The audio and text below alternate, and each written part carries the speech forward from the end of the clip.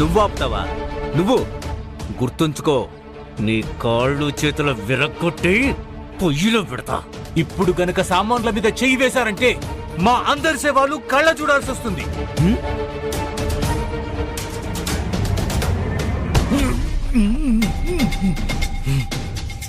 ఆగు సంత! ఇప్పటిదాకా గుండాయిజమే చేస్తున్నారు, ఇప్పుడు ఏకంగా హత్యలు చేయడానికే తెగబడ్డారా?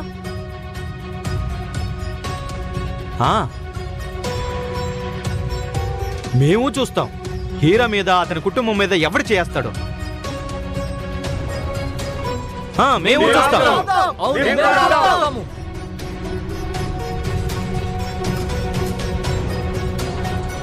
ఒకవేళ వడ్డీ కట్టడం 1 నెల దాటినా సరే ఈ దౌర్జన్యం ఇక చెల్లదు.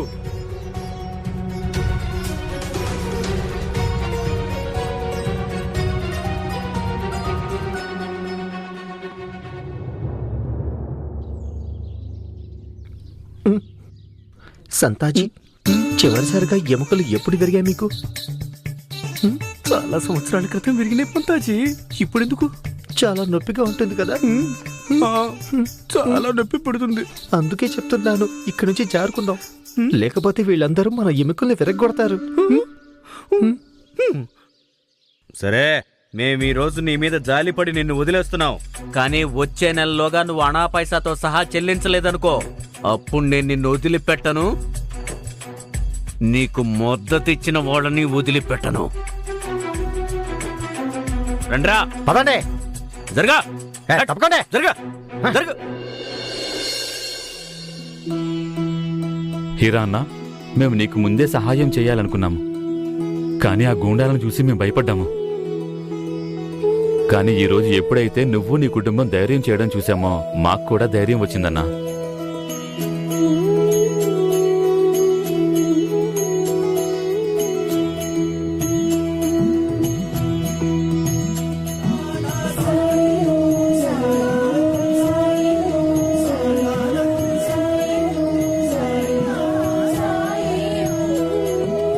రాముడు మీకు మేలు చేయాలి.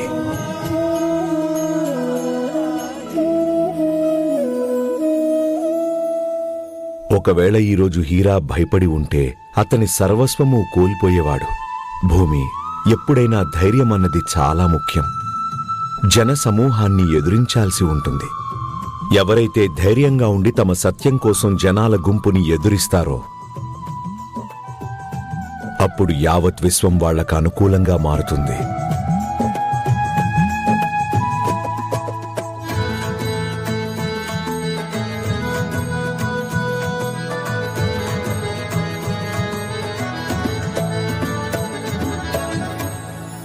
సాయి, నాకు తెలుసు ఇప్పుడు నేను ఏ కథ చెప్పాలో. సాయి, మీ లీలలున్నాయే పూల పరిమళం లాంటివి. అది పల్లెటూరైనా సరే లేదా పట్టణమైనా సరే, మీ కథ వల్ల ప్రతి ఒక్క మనిషి ఒక మంచి మనిషిలా మారిపోతాడు. నేను మీ లీలే ఒకటి వినిపిస్తాను. రాముడు మీకు మేలు చెయ్యాలి.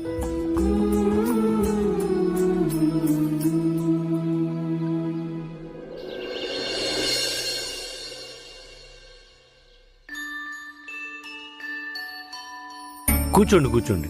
ఇంకొద్దిసేపట్లో కార్యక్రమం మొదలవుతుంది. రండి, రండి, రండి. మీరు కూడా వచ్చి కూర్చోండి.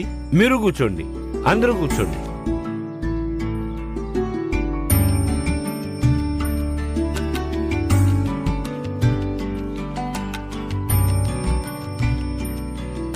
నమస్కారం తుకారాం బాబాయ్.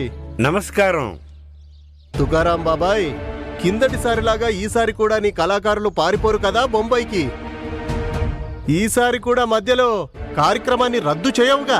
ఈసారి నాకు అప్పటికంటే మంచి కళాకారులు దొరికారు. ఈ రోజు కార్యక్రమం మీకు జీవితాంతం గుర్తుండిపోతుంది బాబు. ఉండాలి మరి, మేమందరం డబ్బులిచ్చాము. ఒకవేళ కార్యక్రమం మాకు నచ్చలేదనుకో, కుళ్ళిపోయిన టమాటాలు వెంట తెచ్చుకున్నాం మేము. కూర్చోండి, కూర్చోండి బాబు.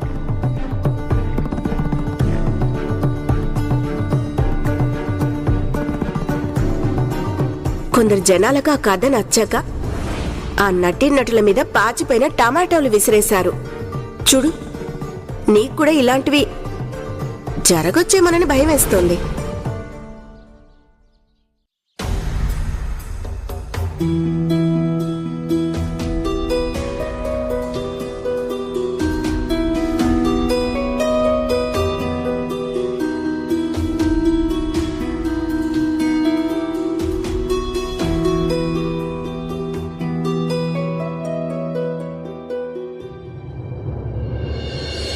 సాయి మాటలు గుర్తున్నాయిగా. మనం ధైర్యం చూపించాల్సి ఉంటుంది, జన సమూహాన్ని ఎదుర్కోవాల్సి ఉంటుంది. ఎవరైతే తమ వాస్తవంతోటి సమూహాన్ని ఎదుర్కోగలుగుతారో వాళ్ళకి కాలం అనుకూలంగా నడుస్తుందంట.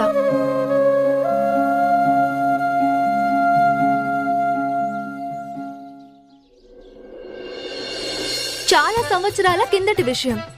చాంద్ పాటిల్ అని ఒక వ్యక్తి ఉండేవాడు.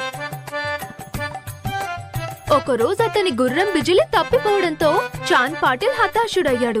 వెతికి వెతికి అలసిపోయిన తరువాత అతనికి సాయి కనిపించారు.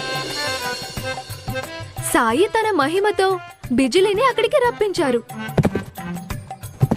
సాయి మహిమ చూసి ధన్యుడైపోయాడు చాంద్ పాటిల్ తన గుర్రం బిజిలితో పాటు. అప్పట్నుంచి అతను సాయికి భక్తుడైపోయాడు. చెప్పండి, సాయినాథ్ కి జై.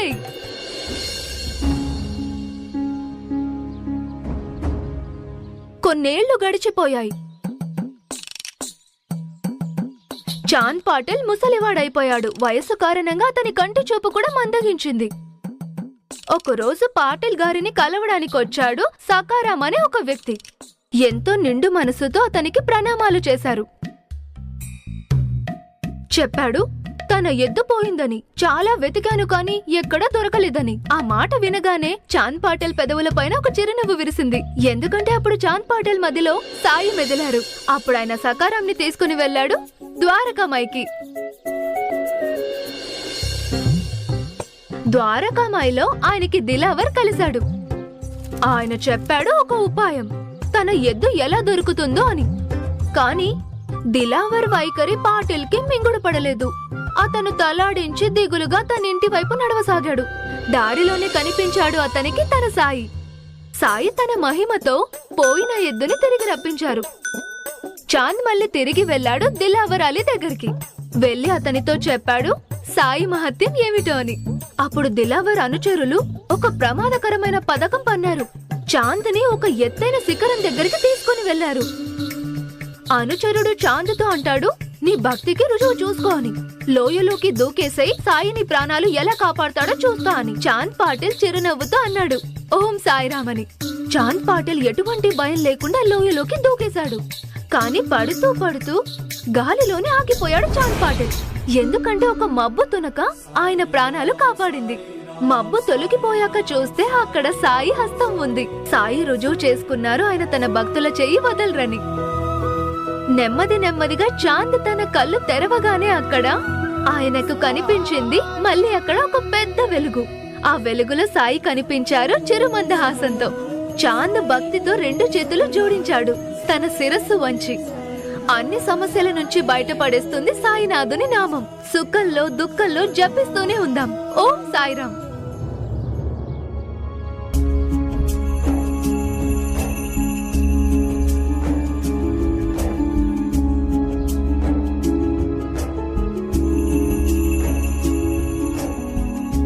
ఎవ్వరూ చప్పట్లు కొట్టడం లేదేంటి?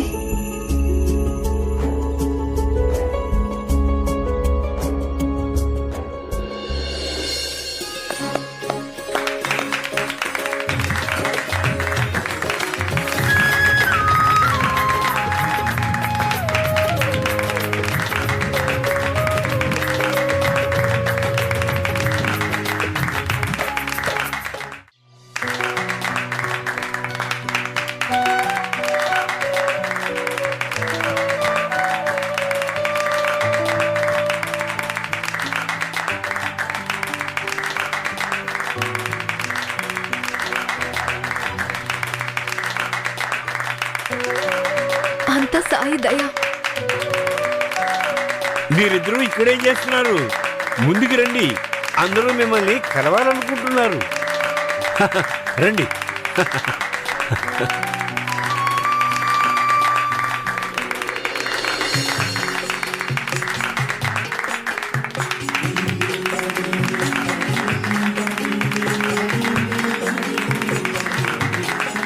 కార్యక్రమం చాలా బాగుంది.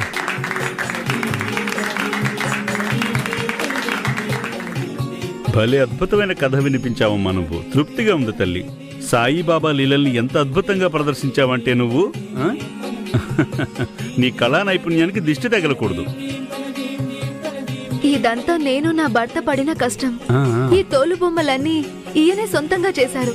ఇంకా ఈ వేదికని కూడా ఈయనే అలంకరించారు.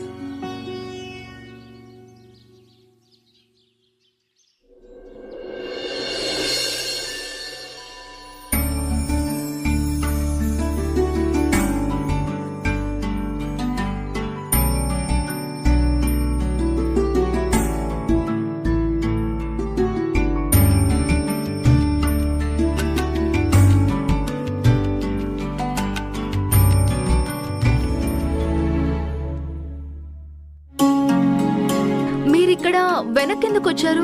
అక్కడ నాకంటే ఎక్కువ మీ కష్టమే ఉంది. భూమి, కష్టపడటం అయిపోయింది. ఇప్పుడు ఫలితం తీసుకునే సమయం.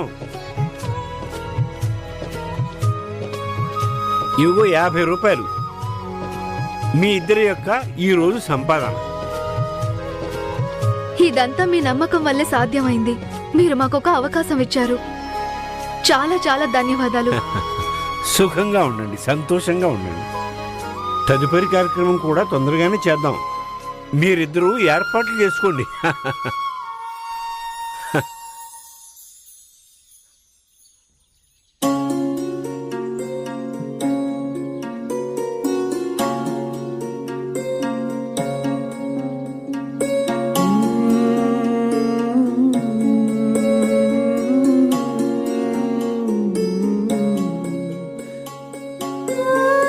కాదు, ఇది మనమిద్దరం కష్టపడిన సంపాదన.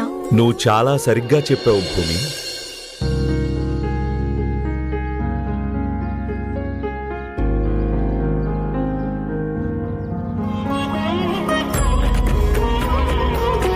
సాయి, మీరు ఇక్కడ సిన్నర్లో మీ ఇద్దరిది మొదటి సార్వజనిక కార్యక్రమానికి నేను రాకపోవటమా? అలా ఎలా జరుగుతుంది?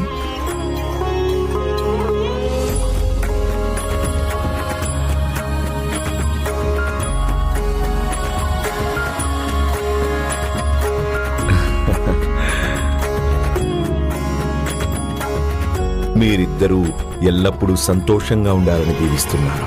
కానీ ఎప్పుడూ ఒక విషయం గుర్తుపెట్టుకోండి, కష్టకాలంలో జాగ్రత్తగా ఉండాలి. కానీ మంచి కాలంలో ఇంకా ఎక్కువ జాగ్రత్తగా ఉండాల్సి ఉంటుంది. ఆ పైన అల్లా మాలిక్.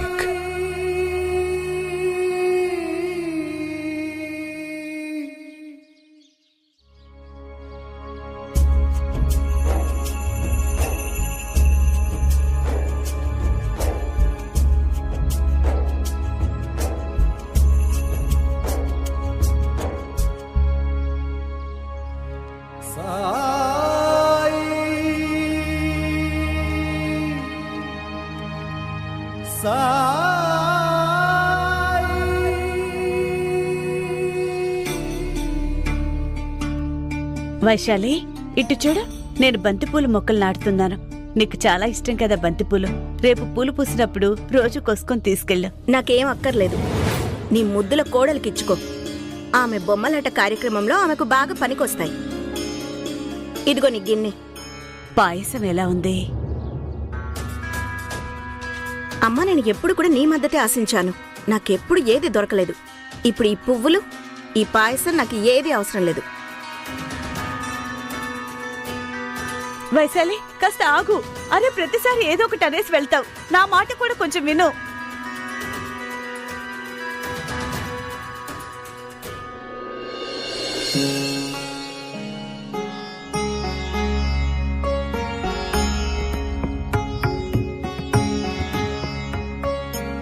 నేనేదైతే అనుకున్నానో దానికోసం కొన్ని డబ్బులు పక్కన పెట్టాల్సి ఉంటుంది, అది కూడా ఆయనకి చెప్పకుండా.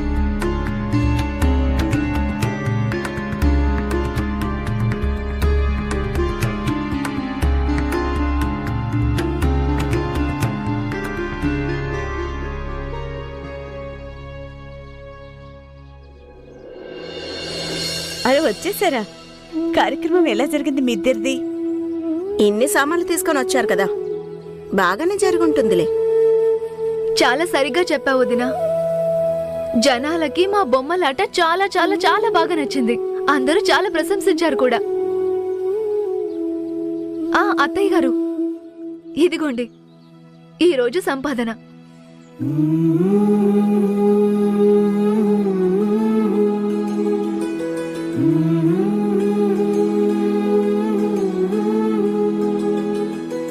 ఈ సామాన్లేంటి?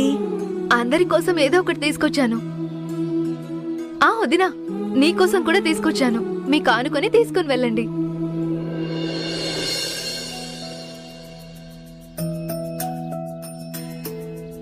అత్తయ్య గారు, ఇది మీకోసం.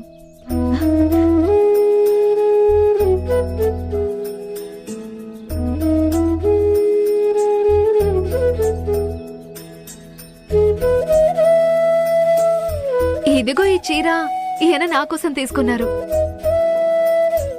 చీర చాలా బాగుంది. ఇదిగో వదినా గాజులు, మీకు చాలా ఇష్టం కదా.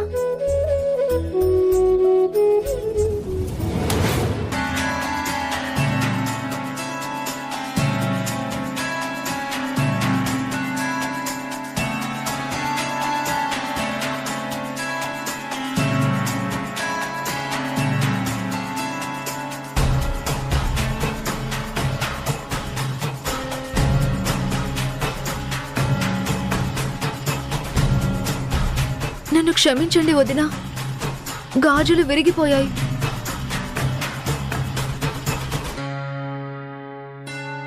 ఎవరికైనా ఇష్టం లేకుండా కానుకిస్తే అప్పుడు ఇలాగే అవుతుంది.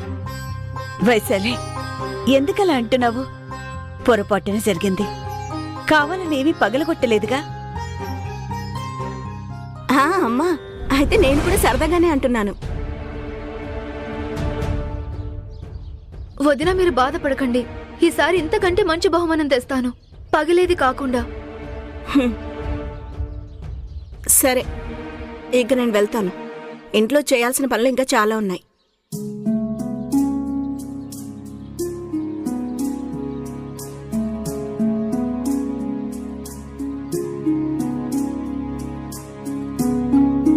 భూమి, నువ్వు బాధపడకమ్మా. నువ్వేమీ కావాలని పగలగొట్టలేదుగా గాజులో. మళ్ళీ తర్వాత తీసుకొచ్చిద్దు గాని. అత్తయ్య గారు తెలుసా, ఈరోజు సాయి కూడా అక్కడికి వచ్చారు మా కార్యక్రమం చూడ్డానికి. ఇంకా ఆయన మమ్మల్ని ఆశీర్వదించారు కూడా. నిజంగానా? ఇంకా ఏమన్నారమ్మా ఆయన? చెడు కాలంలో జాగ్రత్తగా ఉండాల్సి ఉంటుంది, కానీ మంచి కాలంలో మరింత జాగ్రత్తగా ఉండాల్సి ఉంటుంది. ఏమీ లేదు, ఇదంతా సాయి దయ వల్లే జరిగిందిగా. అందుకే నేను అనుకుంటున్నాను ఈయన నేను కలిసి సాయిని కలిసి వద్దామని. తప్పకుండా వెళ్ళండి.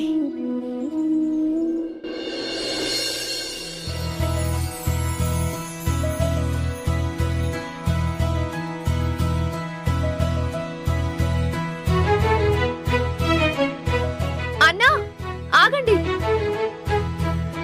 మీరిక్కడే ఉండండి, నేను సాయి కోసం పళ్ళు తీసుకొని వస్తాను.